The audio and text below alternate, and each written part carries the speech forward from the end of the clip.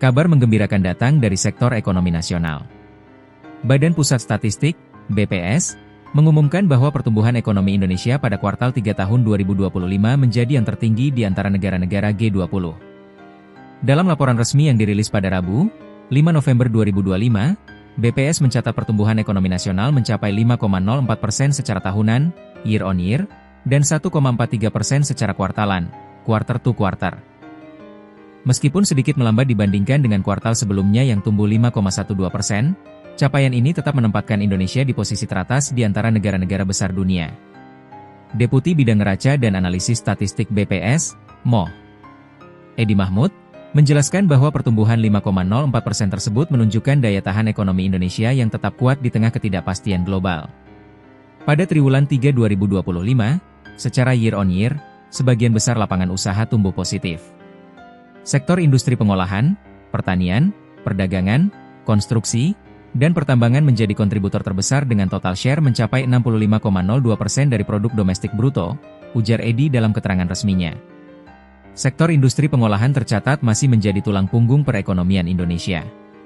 Kinerja ekspor produk olahan dan peningkatan aktivitas industri dalam negeri, khususnya di bidang makanan, minuman, serta manufaktur ringan, menjadi pendorong utama pertumbuhan. Selain itu, sektor pertanian tetap menunjukkan ketahanan yang baik, seiring membaiknya cuaca dan meningkatnya produksi bahan pangan menjelang akhir tahun. Sementara itu, perdagangan besar dan eceran ikut menopang pertumbuhan seiring meningkatnya daya beli masyarakat dan mobilitas yang terus membaik. Peningkatan konsumsi rumah tangga juga menjadi faktor penting. BPS mencatat konsumsi rumah tangga masih tumbuh stabil, didorong oleh inflasi yang relatif terkendali dan sejumlah program subsidi yang memperkuat daya beli masyarakat kelas menengah. Secara keseluruhan, aktivitas ekonomi masyarakat meningkat signifikan menjelang akhir tahun, terutama di sektor konsumsi dan jasa, jelas Edi.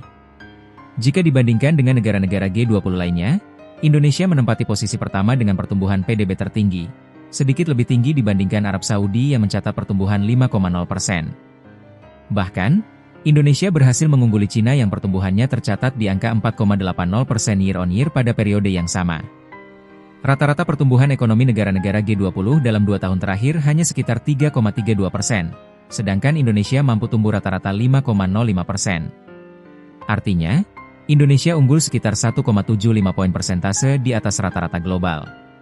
Performa ini menegaskan posisi Indonesia sebagai salah satu ekonomi paling tangguh di dunia dalam menghadapi tantangan global, mulai dari perlambatan ekonomi dunia hingga fluktuasi harga komoditas internasional. Ekonom BPS menilai, kombinasi antara kebijakan fiskal yang hati-hati, inflasi yang terkendali, serta peningkatan investasi di sektor strategis menjadi kunci pertumbuhan yang stabil ini. Investasi pemerintah dan swasta terus tumbuh, terutama di bidang infrastruktur, energi baru terbarukan, dan hilirisasi industri, tutur Edi Mahmud. Sementara itu, dari sisi pengeluaran, konsumsi rumah tangga masih memberikan kontribusi terbesar terhadap PDB nasional, diikuti oleh investasi atau pembentukan modal tetap bruto, dan ekspor barang serta jasa. Kinerja ekspor juga mendapat dorongan dari meningkatnya permintaan terhadap komoditas utama seperti nikel, batu bara, dan minyak kelapa sawit. Meski begitu, impor juga meningkat seiring dengan naiknya kebutuhan bahan baku industri. Menariknya, meskipun menjadi yang tertinggi di antara negara G20, posisi Indonesia di tingkat Asia Tenggara atau ASEAN sedikit berbeda. BPS mencatat bahwa jika dibandingkan dengan negara-negara ASEAN yang telah melaporkan data ekonomi kuartal 3 2025, Indonesia menempati posisi ketiga. Vietnam berada di posisi pertama dengan pertumbuhan ekonomi 8,23%, disusul Malaysia yang tumbuh 5,20%. Meski demikian, Indonesia tetap menunjukkan performa yang sangat baik dan berkelanjutan dibandingkan banyak negara lainnya di kawasan.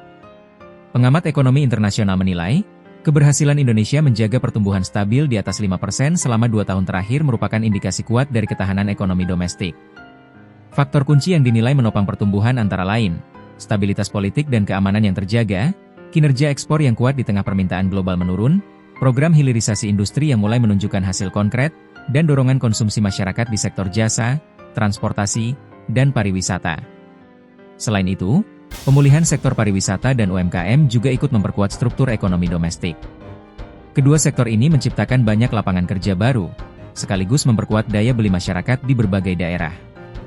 Sektor UMKM masih menjadi penopang utama ekonomi rakyat. Pertumbuhannya yang stabil menjadi tanda bahwa ekonomi nasional bergerak dari bawah ke atas, ungkap Edi Mahmud. Meski capaian ekonomi Indonesia cukup membanggakan, BPS tetap mengingatkan adanya sejumlah tantangan yang perlu diwaspadai di kuartal 4 2025 mendatang. Di antaranya, potensi pelemahan ekspor akibat perlambatan ekonomi global, penyesuaian harga energi, serta ketidakpastian geopolitik internasional yang bisa memengaruhi harga komoditas utama. Namun, dengan prospek konsumsi domestik yang kuat dan peningkatan belanja pemerintah menjelang akhir tahun, BPS memperkirakan pertumbuhan ekonomi Indonesia akan tetap stabil di kisaran 5% hingga akhir 2025.